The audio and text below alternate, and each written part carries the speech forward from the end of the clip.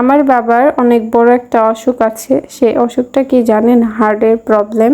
অনেকেই জানে আবার অনেকে জানে না। যদিও বা এগুলোর ব্লগ কখনোই আমি কোনোদিন কাউকে বলিনি কিংবা শেয়ার করিনি। আজকে ফার্স্ট টাইম আপনাদের সবাইকে জানালাম। আজকে আমরা গেছিলাম নওগাঁতে। এগুলো ছিল টেস্ট। তো এগুলো টেস্ট আরো অনেক আগে করা ছিল। তো নতুন করে আবারও টেস্ট করতে হবে, কিছুদিন পর করব। আজকে যাব শুধু ডাক্তার দেখানোর জন্য। নওগাঁতে এই ডাক্তার মূলত মাসে 2 দিন আসে। তো প্রতি মাসে 2 দিন থাকে এখানে। তো 2 দিনই ডাক্তার দেখানো হয়। তো আমাদের সিরিয়াল ছিল শুক্রবারে, তো ফ্রাইডে ছিল। সেই সময় আমি অনেক বেশি অসুস্থ ছিলাম। তারপরে যেহেতু আমার বাবা ডাক্তার দেখাতে যাবে, আমাদের বাসায় বড় কেউই নাই, আমি একমাত্র ব্যক্তি। তো আমি আমার বাবাকে নিয়ে গেছিলাম। আলহামদুলিল্লাহ, যদিও বা আমার আব্বু অনেক বেশি সুস্থ আছে, তারপরেও এমনিতে একটু শরীর চেক আপ করতে হয়। এই কারণে কিছুদিন পর পর কিংবা মাসে কিংবা বছরে যেতে হয় আমাদের, 6 মাস পর পর কিংবা বছরে। তো এখানে যাওয়ার পর প্রথমে সিরিয়াল নাম্বারগুলো দিয়ে নিল। সিরিয়াল আগে থেকে দেওয়া ছিল। তারপর টাকা পে করার পর ওখানে ডাক্তার আমরা দেখলাম। যদিও বা ওখানে ভিতরে ভিডিও করা অ্যালাউ ছিল না, ওই জন্য ভিডিও করিনি তেমন একটা। তো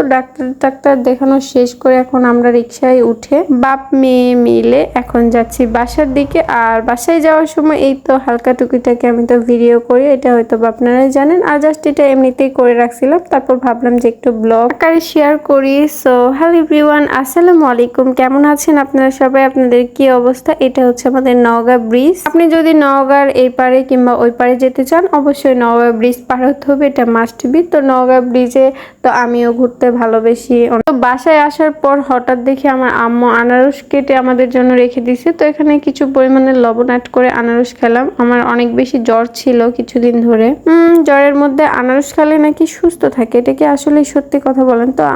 এটা সত্যি কথা। এই কারণে তো আমি তিনটা আনারস কিনেছি আজকে। আর এটা হচ্ছে আমাদের সান্তাহার রেলওয়ে স্টেশনের কিছুক্ষণ আগে আমি এখানে দাঁড়িয়েছিলাম। তো আমার আব্বু আসবে এই ভেবে দাঁড়িয়ে থেকে অনেকক্ষণ ওয়েট করার পর আমার আব্বু আসলো। দেন ফাইনালি বাসায় চলে আসলাম। বাসায় আসার পর অনেকগুলো জিনিস কেনাকাটা করে নিয়ে এসেছি। যদিও বা অসুস্থ শরীর নেই, কিনে নিয়ে এসেছি আমি। সাথে ছিল ছোট ভাই। আর ছোট ভাই বরাবরের মতনই হচ্ছে নান রুটি আর চিকেন চাপ খেতে অনেক বেশি ভালোবাসে। আমার আর ভালো লাগে না, বুঝছেন, প্রতিদিন এক জিনিস খেতে। বাইরে থেকে কিছু পরিমাণে ফল কিনে নিয়ে এসেছিলাম। তো এই ফলগুলো এখানে কাটলাম। মানে শরীর আর চলিচ্ছে না, এই কারণে ভালো কোনো প্লেট কিছু বের করতেও মন চাচ্ছে না। বাসায় যেটা ছিল সেটাতেই এখন নিয়ে এসেছি আমি নিহারি। অসুস্থ শরীর নিয়ে নিহারি তো খেতেই হবে। শরীরে একদমই জোর শক্তি কিছুই পাচ্ছি না, এই কারণে আমার বাবা আমার জন্য নিহারি নিয়ে এসেছে। তো এই নিহারিগুলো এখন আমি বসে থেকে খাবো। যদিও বা এখানে নান রুটি দিয়ে খাওয়া উচিত ছিল, বাট নান রুটি এগুলো আব্বুকে খেতে আমি নিয়ে আসতে নিষেধ করছিলাম। তো বিসমিল্লাহ বলে নান রুটি খাওয়া শুরু করলাম। আজকের ব্লগটা তো পর্যন্ত। আল্লাহ হাফিজ।